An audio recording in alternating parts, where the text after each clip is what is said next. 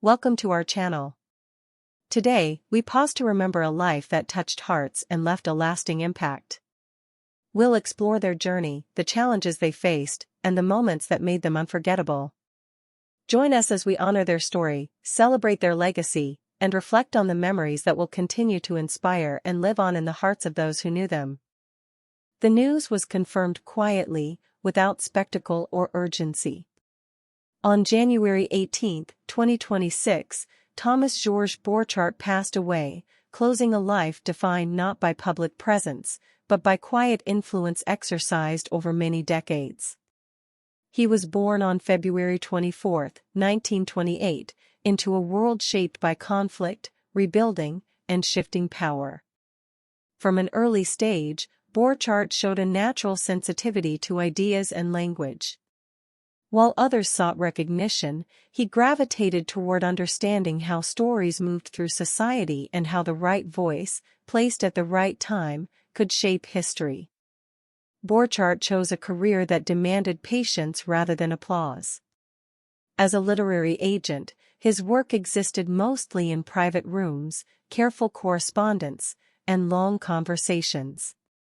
He did not create the message himself, but he recognized its weight. That ability to sense significance became his defining skill. Over the years, he represented figures whose reach extended far beyond literature.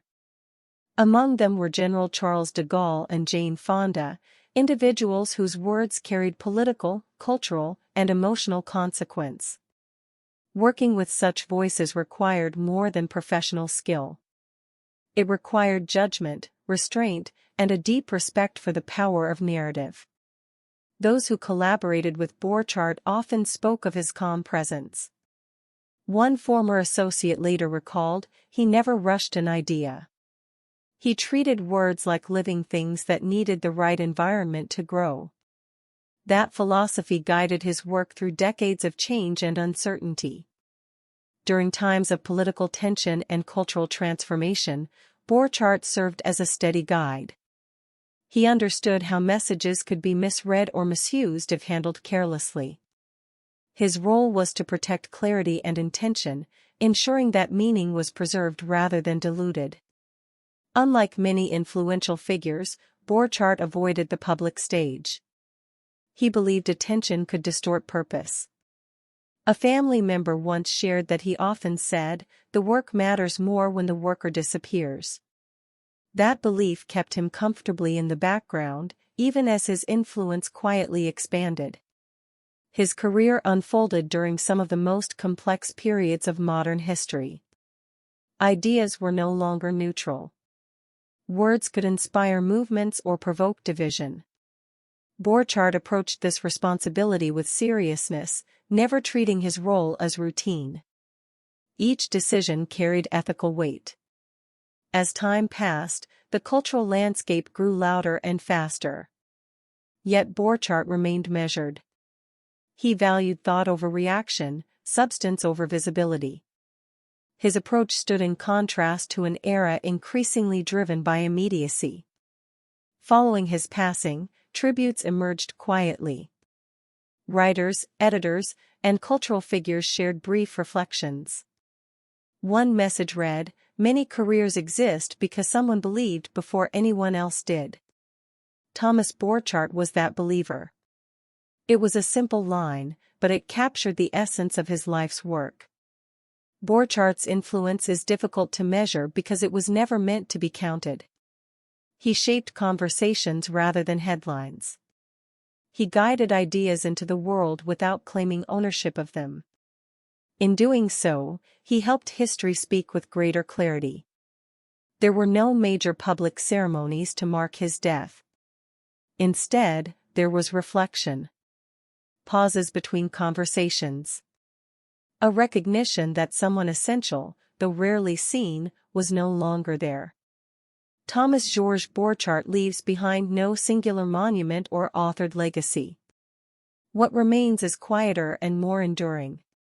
His presence lives in the ideas that reached the public intact, in voices that were protected at critical moments, and in cultural narratives shaped with care. In remembering him, there is an acknowledgement of those who work unseen. Of those who understand that influence does not require visibility.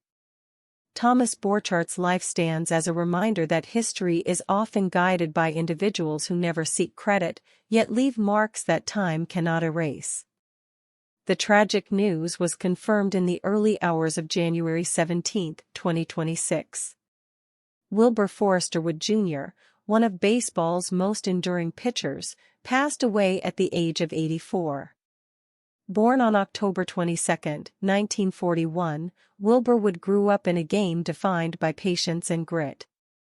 He entered professional baseball without fanfare, spending his early years in the minor leagues and later with the Boston Red Sox. The talent was there, but his path was slow, shaped more by learning than by headlines. For a time, Wood blended into the crowded world of professional pitching. He was steady, disciplined, and quietly determined. Yet nothing about those early seasons hinted that he would one day become one of the most remarkable endurance pitchers the sport had ever seen. Everything changed when Wood joined the Chicago White Sox. There, he embraced the knuckleball, a pitch known for its unpredictability and difficulty. It was not a shortcut to success, but a commitment to control, focus, and trust in repetition. Wood's left-handed knuckleball baffled hitters and saved arms. Season after season, he took the mound again and again, pitching workloads that seem almost impossible today. In multiple seasons, he threw over 400 innings, a number that now feels like a relic of another era. A former teammate once said, "Wilbur didn't overpower you. He outlasted you." That endurance became his signature. He showed that greatness was not always loud, and that resilience could be just as powerful as speed. Fans came to admire his reliability. Managers came to trust his availability. When the bullpen was thin or the schedule unforgiving, Wood was ready. He carried the quiet confidence of a pitcher who understood both his limits and his strengths. During baseball's changing decades, Wood stood as a reminder of an older rhythm. Games were longer. Seasons were heavier. Pitchers were expected to stay, not just survive. His approach reflected mental toughness as much as physical skill. On social media, tributes after his passing reflected that respect. One longtime White Sox fan wrote, "Wilbur Wood showed up when it mattered.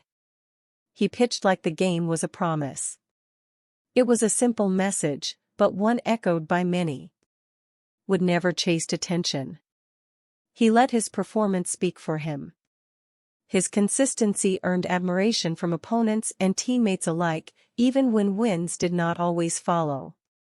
He represented a time when showing up every day was a form of excellence. As baseball evolved, his records remained as quiet markers of endurance. Modern pitchers were protected, rotated, and preserved. Wood pitched on, trusting his craft and his preparation. His career became a bridge between eras. His passing invites reflection on what the game once demanded. Not just talent, but patience.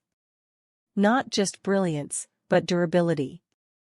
Wilbur Wood embodied those values without complaint or spectacle. In retirement, his legacy lived on through memory rather than ceremony. He was remembered by the numbers, yes, but more by the feeling he left behind. A pitcher who could be counted on. A competitor who respected the game. Wilbur Wood Jr. leaves behind a legacy built on persistence and quiet strength. His career reminds baseball fans that greatness can arrive softly, inning by inning, season by season. As the game continues to change, his story remains. A reminder that resilience once defined the mound. And that Wilbur Wood, the knuckleball master, will always belong to the enduring heart of America's pastime. The news arrived softly, almost in the way his music always had. On January 18, 2026, Ralph Towner passed away, leaving behind a world forever changed by quiet sound.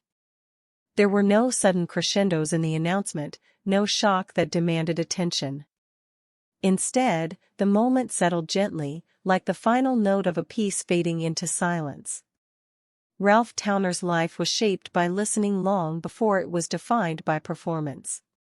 Born in the United States, he was trained in classical music, where discipline, structure, and precision formed the foundation of his early years. These studies taught him control and respect for tradition. But even then, something deeper was forming. He was drawn not only to melody, but to the spaces between notes, to the emotion that lived just beneath the surface. As his musical path expanded, Towner began to look beyond boundaries. He refused to be limited by genre or expectation. Jazz, folk, and global musical traditions became part of his vocabulary, blending naturally into a sound that felt both intimate and open-ended. His music did not announce itself loudly. It invited the listener in, asking for patience rather than applause. Towner never chased volume or attention. Where others sought intensity, he searched for meaning. His compositions moved slowly, unfolding in their own time. They suggested rather than declared, allowing emotion to emerge quietly and honestly. This approach would become a defining characteristic of his work. As a founding member of the group Oregon, Ralph Towner helped reshape the landscape of acoustic music.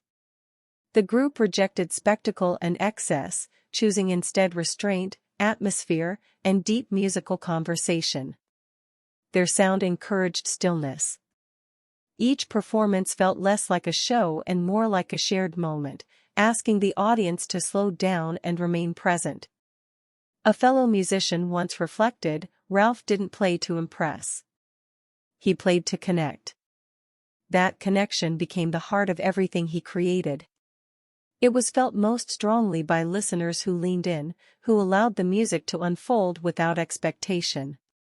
Towner was a master of many instruments, including guitar and piano, and he approached each with the same quiet respect. He treated composition like architecture, carefully placing each note so that nothing felt accidental. To him, silence was never empty. It was a necessary part of the structure, giving meaning to every sound that followed. His music asked something of its audience. It required patience, attention, and openness. It did not rush toward emotion or resolution. Instead, it allowed feeling to develop naturally, often revealing its depth only after repeated listening. For many, his work became a companion during moments of reflection, solitude, and calm. As the years passed, Ralph Towner's influence spread without noise. Younger musicians studied his restraint and learned that simplicity could carry profound depth. His work quietly challenged the idea that impact must be loud. He showed that listening was just as important as playing. Following his passing, tributes appeared across the music world. One message read, "Ralph Towner taught us how to hear differently." Another described his music as a place to rest. These words reflected the peaceful and lasting imprint he left behind, not only as a musician, but as a guide. Towner never sought the center of the stage. Recognition was never the goal. He remained devoted to craft, curiosity, and honesty. His legacy grew slowly through recordings, collaborations, and the countless listeners who found meaning in his sound over time. On January 18, 2026, the world lost not just a composer, but a quiet guide. Someone who showed that music could be gentle and still profound. That restraint could carry power. That silence could speak. Ralph Towner leaves behind a body of work that continues to breathe. It invites careful listening, patience, and presence. In remembering him, the music does not end. It lingers softly, reminding us that lasting art often speaks in whispers, and those whispers, once heard, can stay with us forever. The confirmation came quietly, carried through industry messages and early headlines. On January 17, 2026, Roger Allers passed away, leaving behind stories that had already become part of collective memory. There was no single moment of shock, only a gradual realization that a familiar voice in storytelling had fallen silent. Born in 1949, Roger Allers grew up drawn to art, imagination, and myth. From an early age, he believed that stories held responsibility. They could teach without preaching, guide without commanding. To him, storytelling was not about instruction, but about reflection, allowing audiences to recognize themselves within a narrative. Animation became his chosen language. It allowed emotion to move freely, unbound by realism, yet grounded in truth. Allers saw animated worlds not as escapes, but as mirrors. Places where viewers of all ages could safely confront fear, loss, courage, and hope. He entered the animation industry during a period of uncertainty. Studios were searching for new direction, and audiences were changing. Traditional formulas were no longer enough. Allers became part of a generation that helped animation mature, expanding it beyond spectacle into something quieter, deeper, and more human. His co-direction of The Lion King marked a defining turning point. The film reached immense global success, but its enduring power came from something less obvious. Beneath its music and color lived the shape of ancient myth, the weight of moral choice, and the emotional cost of growing up. It spoke to children through adventure, and to adults through responsibility and loss. A fellow animator once reflected, Roger believed every story should leave the audience a little wiser. That belief shaped his creative decisions. He favored emotional honesty over excess, allowing scenes to breathe and characters to struggle. Wisdom, in his view, emerged naturally when stories were treated with care. Beyond Disney, Allers continued exploring themes of identity, purpose, and belonging. His later projects reflected a steady commitment to emotional truth rather than trend or spectacle. He trusted the audience to meet the work halfway, to listen closely, and to feel deeply. Roger Allers treated animation as serious art. He believed drawn characters could carry real grief, real love, and real consequence. His work quietly challenged the idea that animation was only for children. Instead, it became a shared space where generations could meet. Following news of his passing, tributes appeared from artists and audiences around the world. One message read, "He taught us that animated characters can hold real grief and real love." Another simply said, "His stories raised us." These reflections revealed how deeply his work had woven itself into everyday life. Though his life ended on January 17, 2026, his influence continues to grow. Young animators still study his structure, his restraint, and his respect for the audience. His films remain shared between parents and children, often becoming first memories and lasting ones. Roger Allers did not just tell stories. He preserved values, emotions, and responsibilities that shape a life. He built a bridge between ancient lessons and modern hearts, using animation as his guide.